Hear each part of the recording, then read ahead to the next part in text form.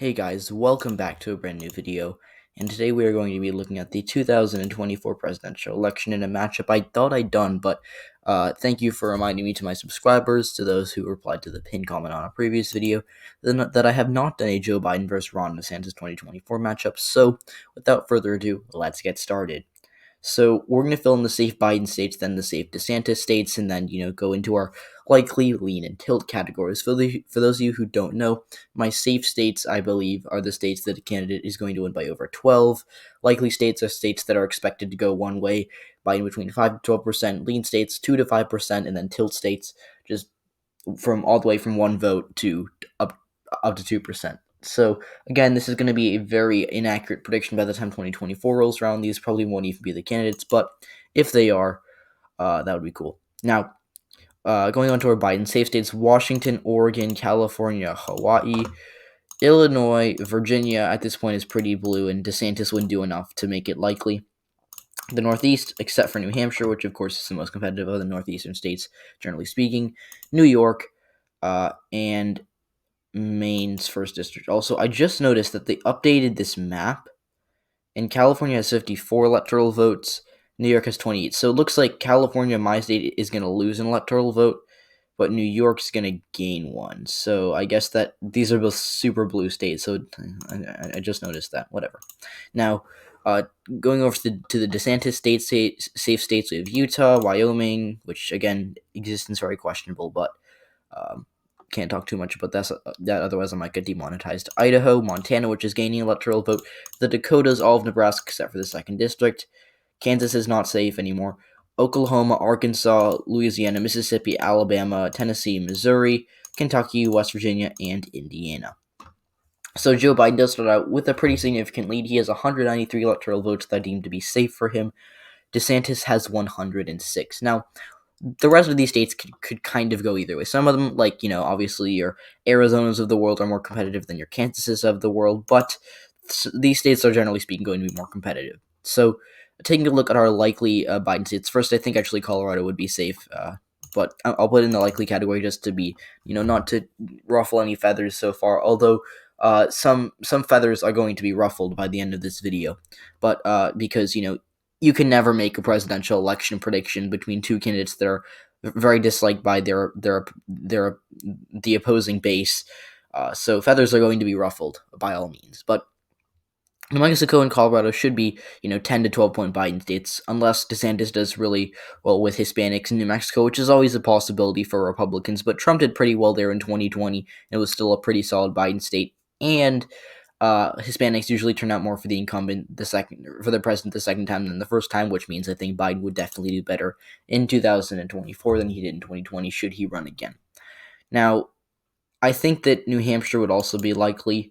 It's probably gonna, at this point, it's a Democratic leaning state in that it's kind of like the Democratic version of Florida in that Florida's unlikely to flip blue this at the presidential level this decade. Probably not in 2024, especially if DeSantis is the nominee. But, New Hampshire and Florida, I guess there are states that are competitive, but they have a significant lean one way. So I think New Hampshire, more Democratic than Florida, is Republican, but just thought I'd make that comparison. Maine at large, also pretty safe for Biden, but I think it's more important that we move on to our likely DeSantis states instead of talking about Maine. Also, Nebraska's second would go to Biden by a likely margin, assuming, now, it could be gerrymandered, and I've actually made a few Nebraska maps where I made one map where, essentially this would never happen because the Democrats obviously aren't in control of Nebraska, but ideally the Democrats could make a D+17 district in Nebraska by kind of connecting Omaha and parts of Lincoln, so it would look kind of like this. The Republicans could at best make districts that are all like Trump plus 15 at the very least or something. And then a fair map could be like two safe Republican districts and then one district that's a complete toss-up. So, yeah. But let's move on to our likely DeSantis states. Alaska, I think there's definitely a future in Alaska for Democrats, but as of right now, not a state that I expect them to target in 2024. Kansas, the suburbs of Kansas are making the state swing to the left, but obviously not going to flip anytime soon, especially with the candidate who's as strong as DeSantis. South Carolina should be pretty solid. Biden underperformed. Like, I thought he was going to lose South Carolina by single digits. He ended up losing it by like 11 or 12. So it was just barely likely in 2020. It'll probably narrow up in 2024 because of trends, but it should stay with DeSantis. Iowa likely or Ohio likely. Both these states are pretty solid for the Republican Party at this point in time. Now, there's always a possibility that Trump was just an incredible candidate for these states because he did insanely well in rurals. I mean, like, you look at these rural counties.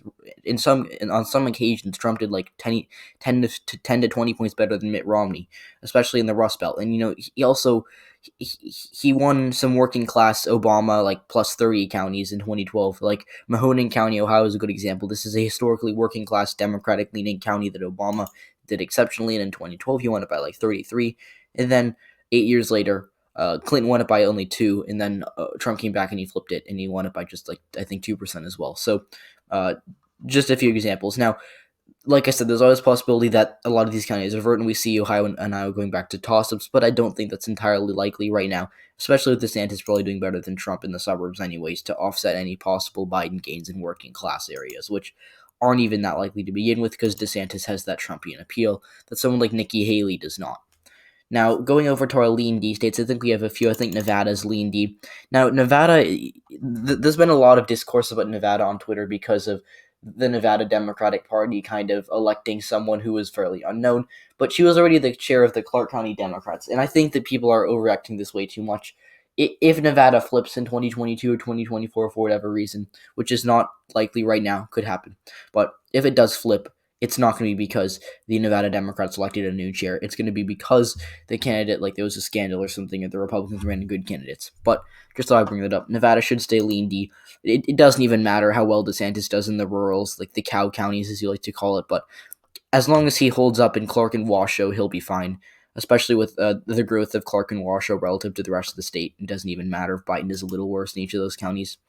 Minnesota should probably be likely, to be honest. I forgot about that. And then I'm going to put Michigan in the lean D column. So I think Michigan would probably just stay with the kind of 2020-esque numbers. Biden could do a little better if the suburbs don't revert back, which I'm not saying they will, but DeSantis will probably outrun Trump in at least some suburbs.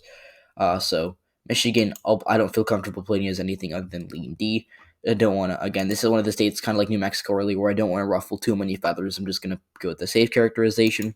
Now, I think that these are all the lean D states. Now, for DeSantis, I think he has quite a few electoral votes that are going to be categorized as lean, most notably Texas. I think Texas at this point should be considered a lean Republican state for 2024. Now, if Biden can do well enough with Hispanics in the South, and remember, Biden, with Hispanics, he had a pretty poor performance. He actually had an atrocious performance, if I'm being blunt here, in the Rio Grande Valley.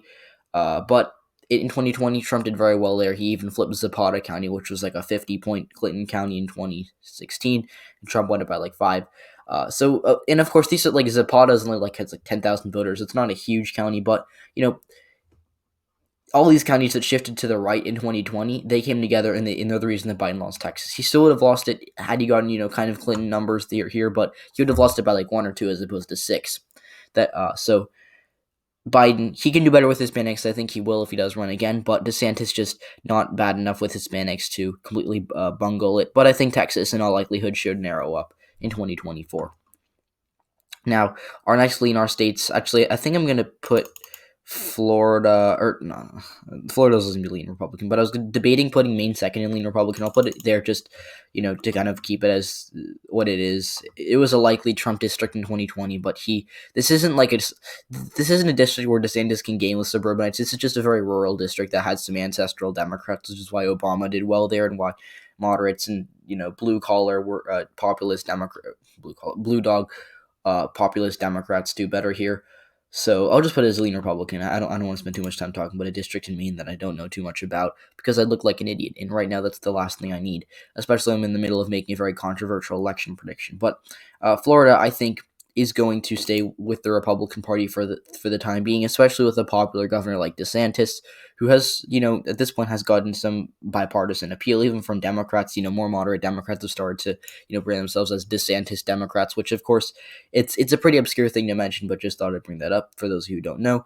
And so in Florida, at least, he should be good. He'll probably win by 4 or 5 in Florida, and I think he'll also win in North Carolina. He'll probably do better than Trump with black voters as well as suburbanites, generally speaking. Now, I could be wrong because the suburbs are trending left for sure, but DeSantis on paper is definitely a better candidate for the suburbs than Trump. So it's going to come down to our tilt states on either sense. So how can we make this as climactic as possible? So first, I think I'm going to give Biden Pennsylvania, and he's 6 electoral votes away. So if he wins any of these states, he wins the presidency.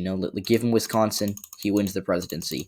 But I'm not going to do that right now. In fact, to make this pretty cool, I'm going to give Wisconsin to DeSantis, and I'll give Pennsylvania to Biden. So I think Pennsylvania, as those of you who follow me on Twitter probably know, I'm pretty bullish on Pennsylvania trending to the left. I've written a few articles, but I've made a video about it, and this is a state where the Democrats should feel very good about their prospects in the future. So for now, I don't see Biden, and especially coming from Scranton, I think Biden could do a little better in 2024 in Pennsylvania than he did in 2020. So for that reason, I don't feel comfortable putting in the DeSantis column. But I think Wisconsin now, for the first time in a while, the Rust Belt, these 3 states are going to split their votes. 2 of these Rust Belt states going to Biden, 1 Wisconsin going to DeSantis. So DeSantis, I think he wins Wisconsin because he does better in the WOW counties than Trump did, and just does better, especially with more. And I use this as an example a lot because I'm fascinated by the county. But Door County is a suburban Green Bay county, and it's a very white, very old county, and it went to Biden. And usually that's bad for Democrats. Usually older white voters are pretty conservative, but it went to Biden because these suburbanite voters felt turned off by Trump's rhetoric. And I think Trump would have won the election, or would have at least done better, if he hadn't used such divisive rhetoric. And Trump is very hard to provide commentary in an unbiased way, but I will say that his rhetoric could hurt him. It could help him at times, but it hurt him more, and it hurt him with suburban voters. A lot of I think the vast majority of voters, according to exit polls, so their financial situation was better in 2020 than it was in 2016, and he still lost the election, and that's because he made Democrats turn out in droves because of his divisive rhetoric. So I think that DeSantis, obviously not super well liked by Democrats, but more well liked than Trump, and wouldn't use his divisive rhetoric that would bring out his opponent. So I think Wisconsin and these more moderate suburbanites would go for DeSantis more so than they did for Trump. Now, I think Arizona would also go for DeSantis, and I'm leaving Georgia last for a reason. It's because I'm least confident about Georgia. So yes, it's going to be a cliffhanger. I'm not going to end the video on you, but I want comment. Who do you think is going to win Georgia? Do you think it's going to be DeSantis or Biden? So yeah. Now Arizona, I'm giving to DeSantis because I think he can make meaningful inroads with Hispanics. Obviously, he probably won't do as well as Trump did, but if he can, even do as well as Martha McSally did in Pima County, she actually outran Trump in Pima. Trump would have won the state if he got McSally numbers in Pima. So yeah, and I also think he can just do better in the Phoenix suburbs, which is why I think it would be enough for the state to flip. Plus some McCain-Romney Republicans, again, suburbanites primarily, who felt turned off by Trump saying, John McCain was a loser because he was captured. I'm going to assume DeSantis won't say that, so assuming he doesn't say that, he should probably win Arizona, in my opinion, against Biden in 2024. Now, Georgia, I'm going to give to Ron DeSantis because I think that, like I've been saying, and I say this way too much in my videos, but the suburban swing to the left is great news for Democrats. But unfortunately for Joe Biden, DeSantis is an exceptional candidate with the suburbs, and he's an exceptional candidate with rural Trumpians, which is why I think that Biden doesn't get the turnout he needs from Atlanta to offset DeSantis' gains with suburbanites, and I think for that reason he's going to win the election. Now it could be very close. I could see all these tilt states going one way. In fact, all these tilt states were Biden 2020 states, and I could be wrong. Now 4 years too early, so that's it. Don't take this prediction too seriously. Check back up on me in 4 years, and I'll see you all next one. Goodbye.